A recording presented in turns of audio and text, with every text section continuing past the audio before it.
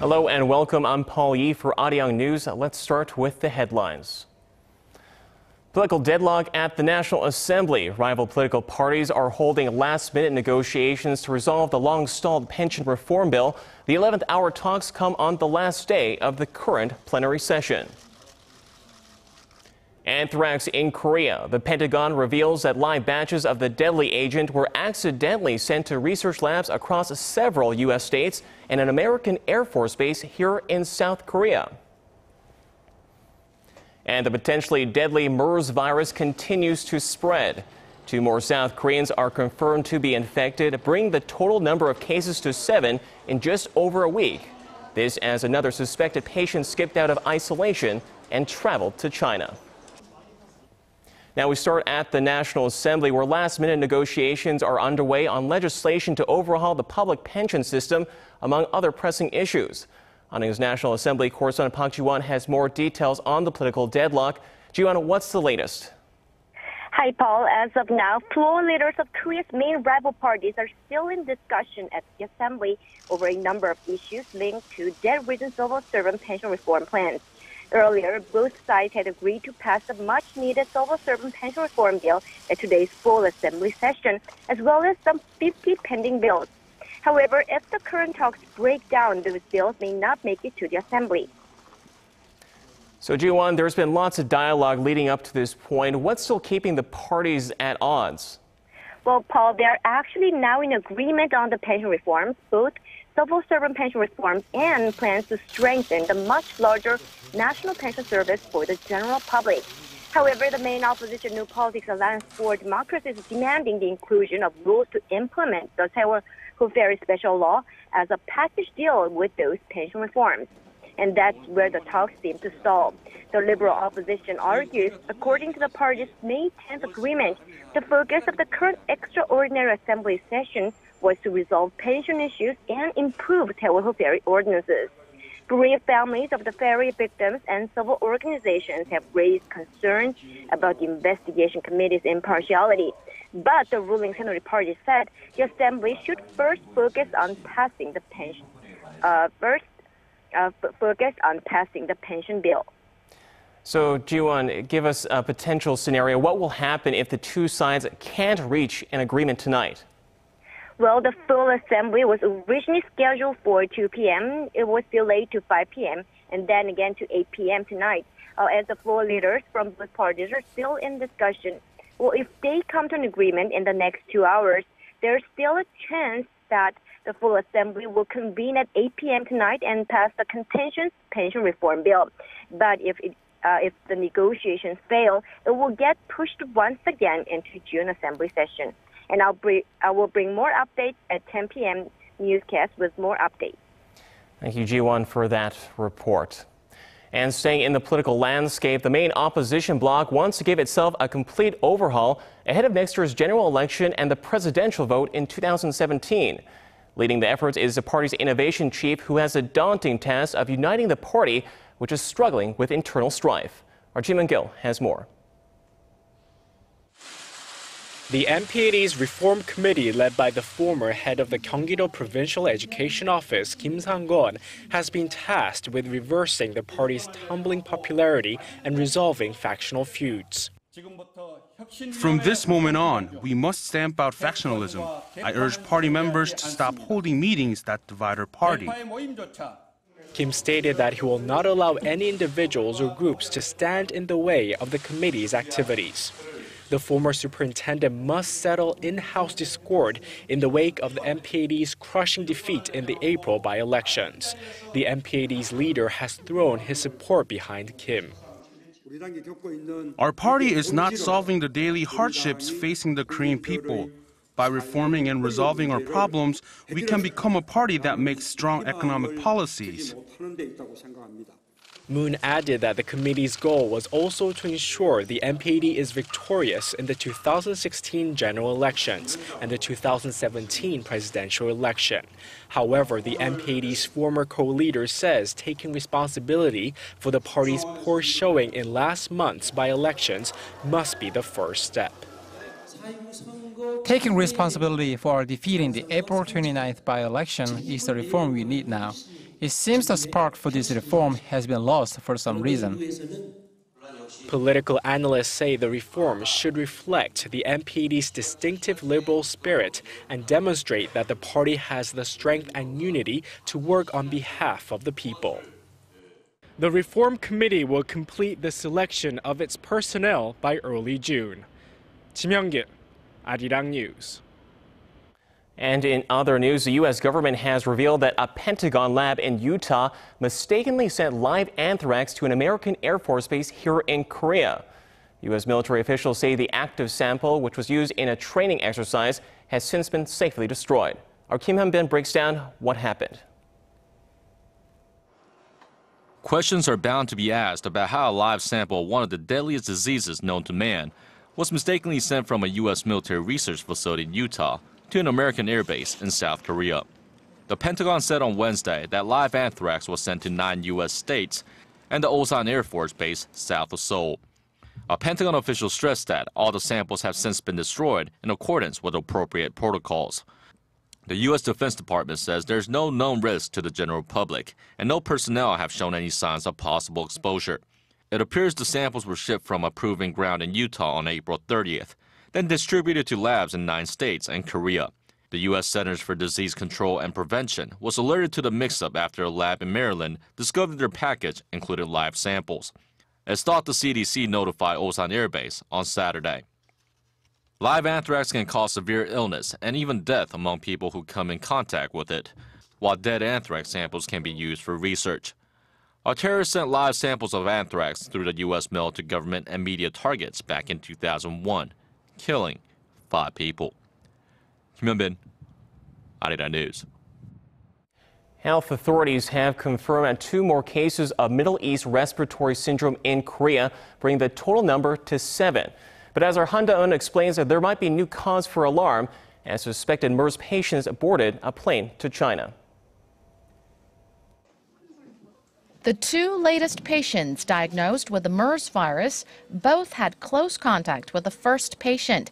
One, a 71-year-old man who shared the same hospital room as the first patient, and the other, a 28-year-old health professional who treated him. The Korea Centers for Disease Control and Prevention says the 2 were under home quarantine since the confirmation of the first case last Wednesday, but developed symptoms overnight. However, the CDC is now facing a bigger problem. To the shock of many, authorities have confirmed that a suspected MERS patient left home quarantine and boarded a plane to China on Tuesday. He's the son of the 3rd patient who was also secluded at home. According to Yonhap News Agency, he is in isolation at a large hospital in China undergoing diagnostic tests. The CDC is being grilled over its incompetence, especially for the loose monitoring of dozens of suspected patients. Some medical experts say the situation may get much worse. I expect several more MERS cases within the next few days, as many people were exposed to the first patient not knowing he carried the virus. Also, if some people were infected from the suspected patient who flew to China, there will be many more tertiary infections, and in that case, we're facing quite a serious situation. The center has isolated the suspected patient's wife, as well as 10 other medical staff who may have had contact with him. Officials are also going through the plane's passenger list. There are now 73 people in home quarantine. Han Da-eun, Arirang News. The leaders of Korea and Uzbekistan held talks in Seoul today. It's their second meeting in less than a year, following Park Geun-hye's visit to Tashkent last June. Choi Yoo-sun reports.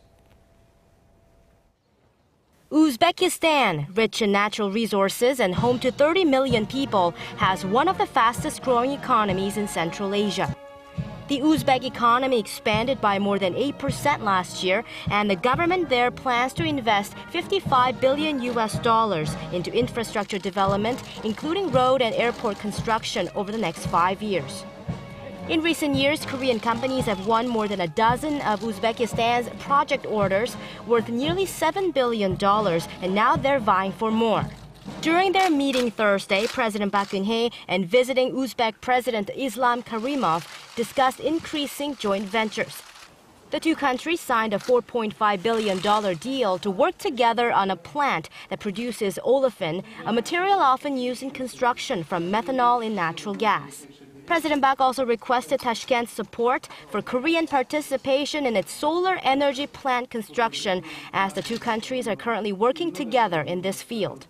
The two countries will also lay the groundwork for a bilateral trade deal, as Uzbekistan is Korea's biggest trading partner in Central Asia. Seoul and Tashkent also inked deals to expand cooperation in healthcare and ICT. In international matters, the Uzbek leader reaffirmed his support for President Park's trust-building process with North Korea, her peace initiative in Northeast Asia, and a Eurasia initiative for connecting energy and logistics infrastructure through the continents. 최유선, Arirang News. Following trilateral talks here in Seoul, the South Korean and American chief nuclear envoys are in Beijing for talks with their Chinese counterpart. The officials are expected to demand China ramp up pressure on North Korea to give up its nuclear weapons. Hwang Sang-hee reports. The diplomats are making a concerted effort to jumpstart the long-stalled six-party nuclear talks. South Korean chief nuclear envoy Hwang Jung-guk and his American counterpart Sang Kim made a rare trip together, arriving in Beijing on Thursday to meet with Chinese chief nuclear envoy Woo Da-wei. The visit comes just a day after a trilateral meeting in Seoul between South Korea, the U.S., and Japan, where all agreed to put more pressure on North Korea. Well, I think we agree that we should be exploring all opportunities to increase pressure in terms of better, stronger implementation of existing sanctions, but also looking at all other opportunities and avenues to increase pressure. The back-to-back meetings come amid heightened tension on the peninsula, with North Korea claiming significant developments in its nuclear program and the successful test firing of a submarine-launched ballistic missile. The South Korean and American envoys are expected to debrief their Chinese counterpart on the outcome of Wednesday's trilateral talks and urge Beijing to take a stronger role in pressuring Pyongyang. Hwang stressed that Beijing is on the same page. China opposes North Korea's nuclear development. It holds the same position with South Korea, the U.S., and Japan on not tolerating North Korea's nuclear program. While those talks unfold in Beijing on Thursday, representatives from South Korea, the U.S., China, Japan, and Russia are also gathering in Tokyo for a so-called Track 1.5 meeting. They'll discuss ways to maintain unity between the 5 members of the six-party nuclear talks. Hwang Sang-hee, Arirang News.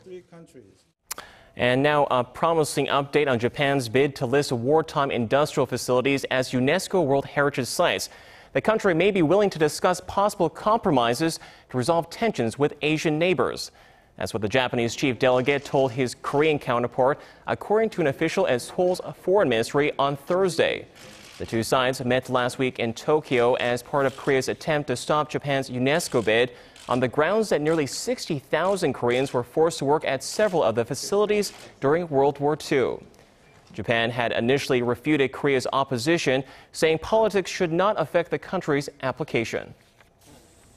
Korea is moving up in the world in terms of global competitiveness. A new survey shows the country has made some economic gains, but there's still lots of room to improve. Our Son Jung-in has more. Korea ranked 25th in terms of competitiveness among 61 economies surveyed this year, according to the Institute for Management Development based in Switzerland. That's one notch higher than last year and 2 spots above Japan.